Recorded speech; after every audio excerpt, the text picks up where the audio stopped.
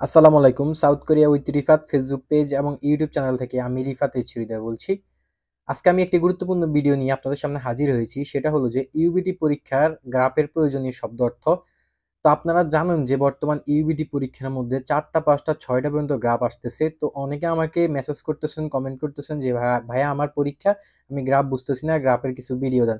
এখন আমি গ্রাফের ভিডিও যদি দিতে হয় তাহলে আমাকে এই শব্দগুলো আগে আপনাদেরকে দিতে হবে। এই শব্দগুলো না জানলে আপনারা গ্রাফ কিছুই বুঝবেন না।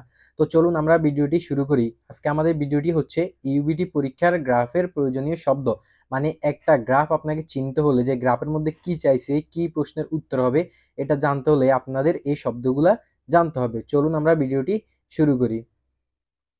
তো দেখুন এখানে সবার প্রথমে আছে সবচেয়ে বেশি বিষয়টা বাছাই করুন। মানে গ্রাফের মধ্যে যদি আপনাকে বলে যে সবচেয়ে বেশি বিষয়টা বাছাই করুন, এটা আপনি কিভাবে বুঝবেন? নিচে যে ৪টা ওয়ার্ড দেওয়া আছে, ৪টা শব্দ দেওয়া আছে, এই শব্দগুলো যদি আপনি মনে রাখেন বা মুখস্থ করেন, তাহলে আপনি যে বিষয়টা আছে সবচেয়ে বেশি বিষয়টা আপনি বাছাই করতে পারবেন এবং গ্রাফের সঠিক উত্তরটি আপনি করতে পারবেন। তো এখানে সবার প্রথমে দেখুন যেটা আছে খাজাং মান্দা। খাজাং মানে সবচেয়ে, মান মানে বেশি। তাহলে যদি বলে যে খাজাং মান, যে তাহলে আপনারা বুঝবেন যে খাজাং মান মানে কি সবচেয়ে বেশি বিষয়টা আপনাদের বাছাই করতে বলছে। তারপর ২ নম্বরে দেখুন যদি আপনাদের বলে যে খাজাং জোয়াহানুন, খাজাং জোয়াহানুন বা সোয়াহানুন, খাজাং সোয়াহানুন সবচেয়ে বেশি পছন্দের। খাজাং মানে হচ্ছে সবচেয়ে, জোয়া মানে হচ্ছে পছন্দ, হান মানে করা। তাহলে কি সবচেয়ে বেশি পছন্দ করার বিষয়, সবচেয়ে বেশি পছন্দ করার বিষয়টি বাছাই করুন। তারপর ৩ নম্বরে দেখুন সাইল, সাইল মানে সর্বোচ্চ বা সবচেয়ে, মান মানে বেশি। তাহলে সাইল মানে সবচেয়ে বা সর্বোচ্চ বেশি। যদি বলে যে সাইল মান্দা, তাহলে মনে করবেন কি সবচেয়ে বেশি বিষয়টি আপনাদেরকে বাছাই করতে বলছে। তারপর ৪ নম্বরে যেটা আছে সাইল জোয়াহানুন, সাইল জোয়াহানুন বা সাইল সোয়াহানুন, যে যেভাবে উচ্চারণ করেন। সাইল মানে সবচেয়ে এবং জোয়াহানুন মানে হচ্ছে সবচেয়ে বেশি পছন্দের। তাহলে সাইল জোয়াহানুন সবচেয়ে বেশি পছন্দের বিষয়টি বাছাই করুন। এই ৪টা শব্দের অর্থ বা এই ৪টা ওয়ার্ড যদি আপনার গ্রাফের মধ্যে থাকে, তাহলে আপনি বুঝবেন যে আপনাকে সবচেয়ে বেশি যে বিষয়টা, ওই বিষয়টা বাছাই করতে বলেছে। যদি আপনি এই ৪টা শব্দ ক্লিয়ার করে যেতে পারেন পরীক্ষার হলে, তাহলে একটা প্রশ্নের উত্তর কমন পেতে পারেন। ঠিক আছে? কারণ এই বেশি থেকে প্রশ্ন হয়। এই বেশি থেকে প্রশ্ন হয়। চলুন দেখি আমাদের এরপরে কি আছে। তো দেখুন এরপরে আছে সবচেয়ে কম বিষয়টি বাছাই করুন। মানে আপনাকে যদি প্রশ্নের মধ্যে বলে যে সবচেয়ে কম বিষয়টি বাছাই করুন, নিচের ৪টা শব্দ, কোরিয়ান শব্দ দেখে আপনি বুঝতে পারবেন যে আপনাকে সবচেয়ে কম বিষয়টি বাছাই করতে বলেছে। তো দেখুন এখানে প্রথমে আছে খাজাং চকদা, খাজাং চকদা। তো খাজাং মানে হচ্ছে সবচেয়ে বেশি, খাজাং চক মানে সবচেয়ে কম বা সবচেয়ে খাটো, সবচেয়ে ছোট, এই জিনিসটা বোঝায়। খাজাং চক সবচেয়ে কম। তারপর ২ নম্বরে দেখুন খাজাং চককে জোয়াহানুন, খাজাং চককে জোয়াহানুন। মানে খাজাং মানে সবচেয়ে, চককে মানে ছোট, জোয়াহানুন পছন্দ করার। তাহলে কি খাজাং সবচেয়ে কম পছন্দ করার, সবচেয়ে কম পছন্দ করার বিষয়টি বাছাই করুন। তারপর ৩ নম্বরে আছে সেইল সবচেয়ে, চক সবচেয়ে, চক ছোট, সবচেয়ে ছোট মানে কি সবচেয়ে কম বিষয়টি বাছাই করুন। তারপর ৪ নম্বরে আছে দেখুন সেইল চককে সোয়াহানুন, সেইল চককে সোয়াহানুন। সেইল অর্থ সবচেয়ে, চককে মানে ছোট বা কম, চোয়াহানুন পছন্দের বিষয়। তাহলে কি সেইল চককে জোয়াহানুন সবচেয়ে কম পছন্দের বিষয়টি বাছাই করুন। তো এই ৪টা ওয়ার্ড থাকলে, যদি গ্রাফের মধ্যে ৪টা ওয়ার্ড বলে, তাহলে আপনারা বুঝবেন যে সবচেয়ে কম বিষয়টি বাছাই করতে বলেছে। তো চলুন তারপর কি আছে একটু দেখে নেই। দেখুন এখানে বলছে যে মিল বাছাই করুন। যদি আপনাকে গ্রাফে বলে যে মিল বাছাই করুন, আপনি কিভাবে বুঝবেন যে আপনাকে মিল বাছাই করতে বলছে? তাহলে নিচে যে একটা ওয়ার্ড আছে, কোরিয়ান যে একটা শব্দ আছে, এই শব্দটা আপনি যদি মুখস্থ করে যান, তাহলে অবশ্যই আপনি বুঝতে পারবেন যে আপনাকে এটা মিল বাছাই করতে বলছে।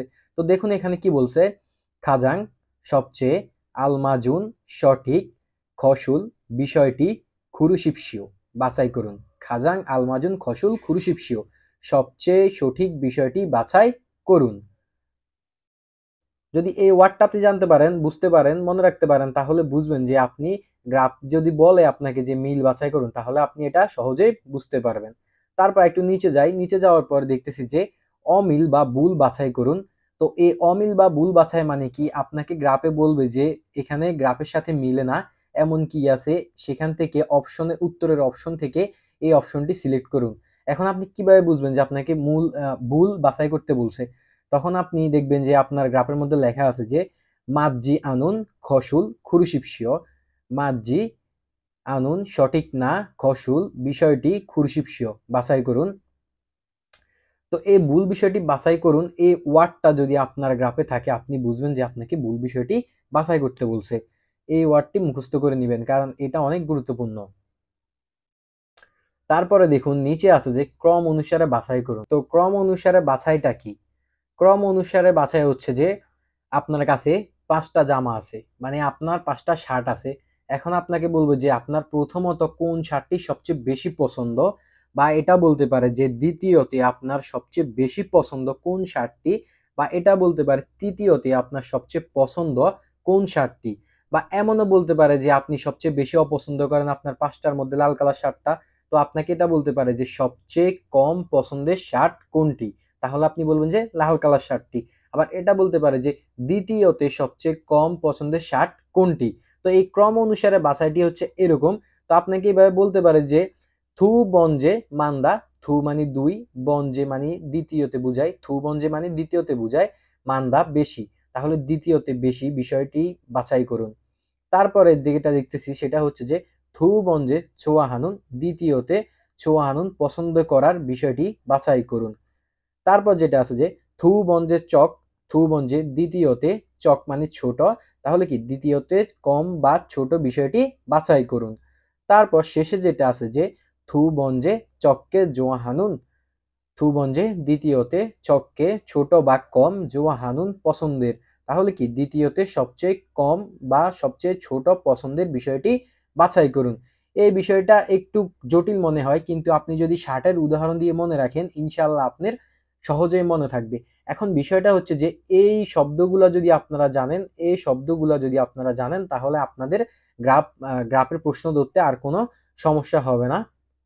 তো এর বাইরে আরো কিছু শব্দ অর্থ আছে, গ্রাফ বিষয়টি কিভাবে বুঝবেন এর বাইরে আরো কিছু শব্দ অর্থ আছে। এই শব্দ অর্থগুলো আপনাদেরকে আমি কালকে ভিডিওতে দিয়ে দিব। তারপর আস্তে আস্তে আপনাদেরকে ৬-৭ রকমের ৫ রকমের যত রকমের গ্রাফ আছে আমি ২-১টা করে প্র্যাকটিস করিয়ে দিব ইনশাআল্লাহ।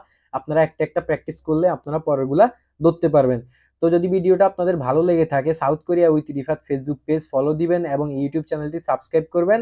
আমার জন্য দোয়া করবেন। সবাই ভালো থাকবেন।